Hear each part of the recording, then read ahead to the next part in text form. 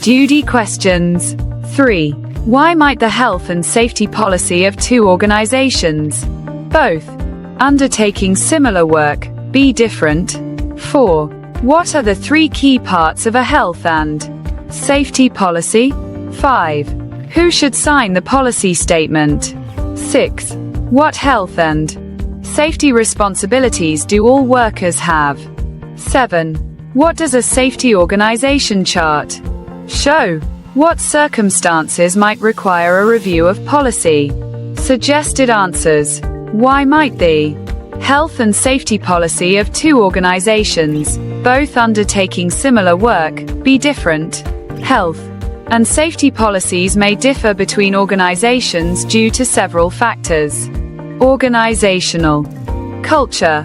Each organization has its own culture and values, which can influence how safety is prioritized and implemented. Management commitment. The level of commitment from leadership towards health and safety can vary, impacting the robustness of the policy. Risk profile.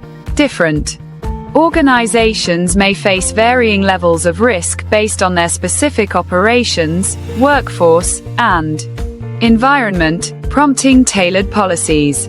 Legal requirements. Local regulations and industry standards may differ, necessitating unique policies to ensure compliance. Employee involvement. The extent to which employees are involved in creating and reviewing health and safety policies can lead to differences in content and focus.